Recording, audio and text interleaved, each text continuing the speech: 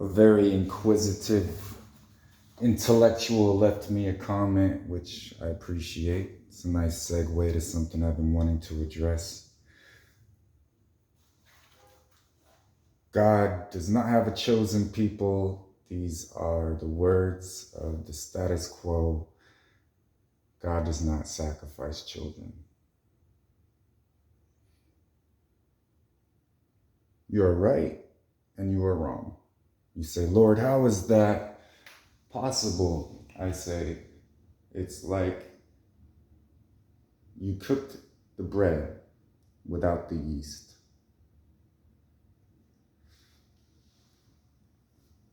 A simple matter of what you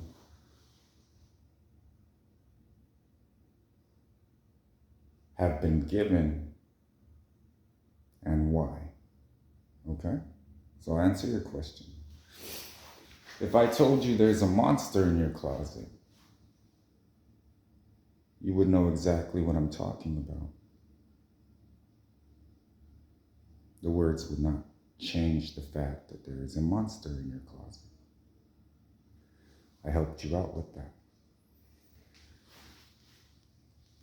God does have a chosen people. So much so that he designated a certain man to be born from a certain bloodline.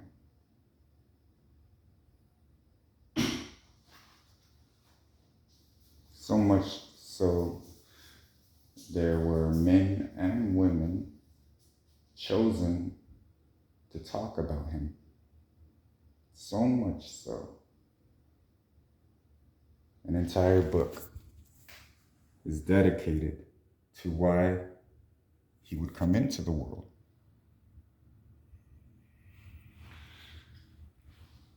Now, there were people sacrificing children, and God has always hated that. So much so, he sent his own people to stop it a lot of times. So a definitive response was not only necessary, but always the plan.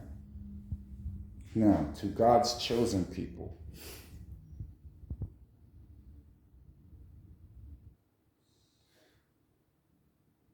those that were grafted in to his design are God's chosen people.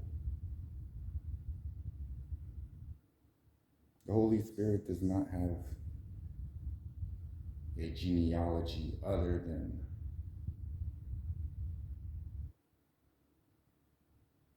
the fact that it's always existed.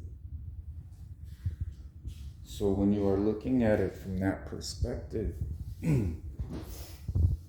God had 12 tribes from one specific man.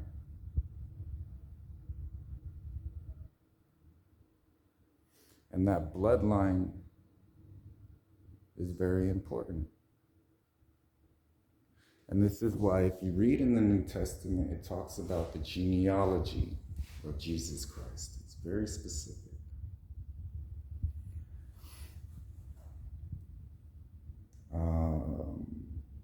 14 generations.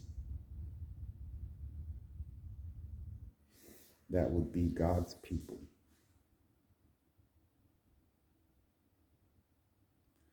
So when you look at it today, and the world calls them Christians, there are many.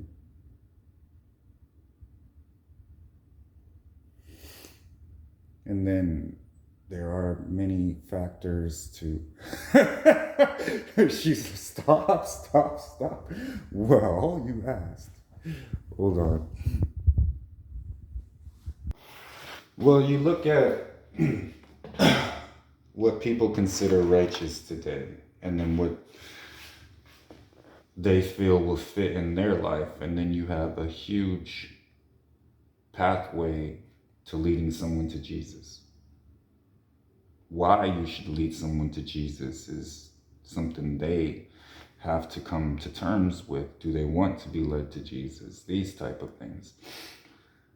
Intellectual property in itself would say someone would have to claim ownership of the Bible.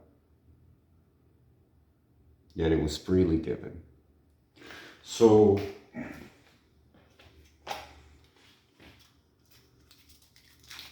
as far as the status quo goes, is that another word for popular opinion, or? I would say it's popular opinion.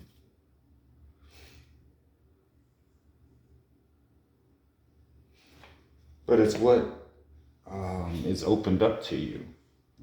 It can be placed right in front of you as so, or you can seek it. And then someone like me can be placed right in front of you, like so.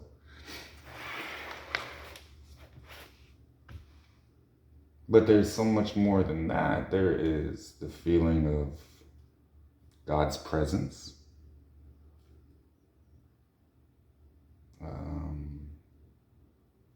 Well, let me pray it back, just for you. Well, what would happen if you walked around with God and you didn't have to be on pins and needles? Or even better, that you didn't care if you were on pins and needles? Then the decision has to be made. Is it better to walk around on pins and needles, or to not care about walking around on pins and needles, right? One extreme from the other. Some think they have to walk around on pins and needles. That would somehow bring them closer to God. That was their understanding. Others, you don't have to walk around on pins and needles, but you do have to do this. That's closer to their understanding. Others, I don't care either way, but I hope that he loves me anyway.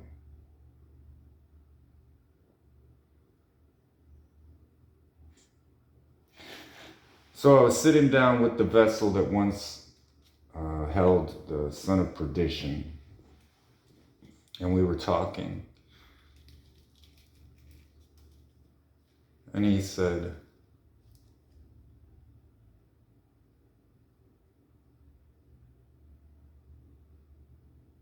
many things. I love talking to him. But I first was able to tell that he was demon free. I was like, all right. And he said, I have longed for this day to come. I'm so glad this day is here. And I said, I as well. You got involved in a little darkness, didn't you? He said, I just wanted to feel again.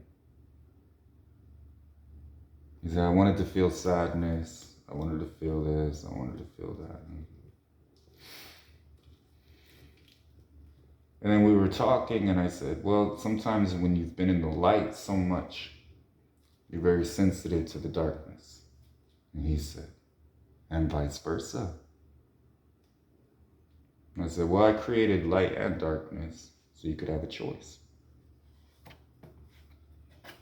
But only one leads to life.